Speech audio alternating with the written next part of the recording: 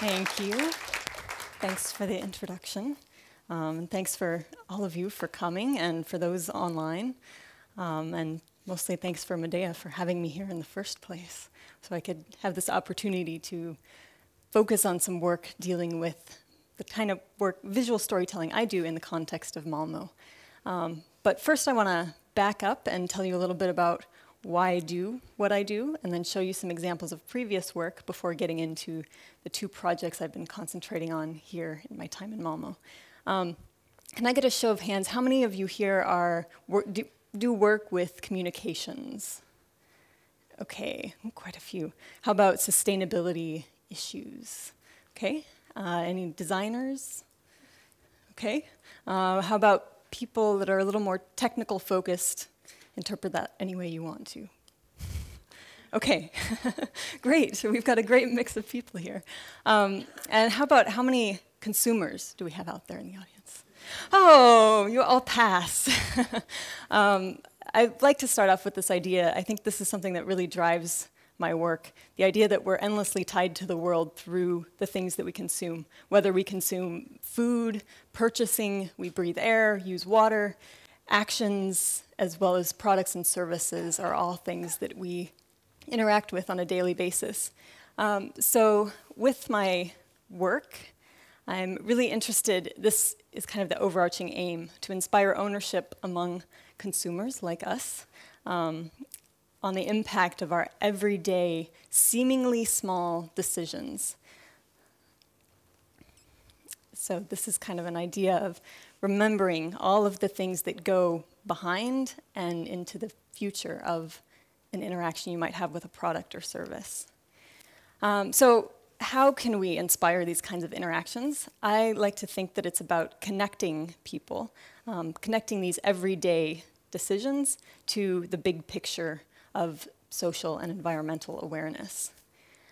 So first, let me say that I think this is really the problem, that there isn't enough of a connection right now. We've got all of these big world issues that you read about in the newspaper, and especially here in the Western world, they feel often quite removed from the small daily things we do on a daily basis. So I think if we start at, which picture should I look at one side, connecting first those daily interactions with, let's just go the next step up to kind of see the bigger picture where they come from, and then we can start to understand the even larger picture.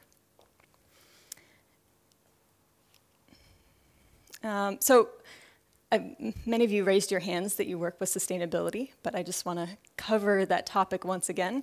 There's a lot of different definitions for sustainability out there.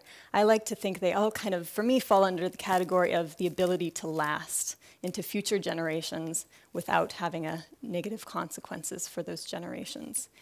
And when we talk about sustainability, we often refer to these three different areas, these three legs that you have to have equality and a balance between them. The social element, environmental, and financial. Sometimes these are also referred to as people, planet, and profit.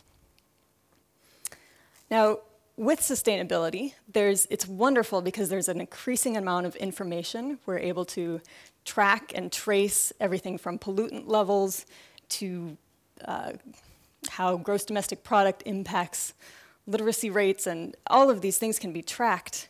But the problem in my mind is if we want to attach this to the daily decisions that we make, there's so much information, and most of the information is in charts and graphs, which is all great, but when I'm going about my daily life, I don't often stop to read a lot, much less really analyze this technical data. Companies are also doing a lot of sustainability reports, corporate social responsibility reports, but this results in stacks of information, which it's important to have that information, I want to stress that, but I think it also needs kind of a framing so that us everyday consumers can start to understand how that relates to me as an individual.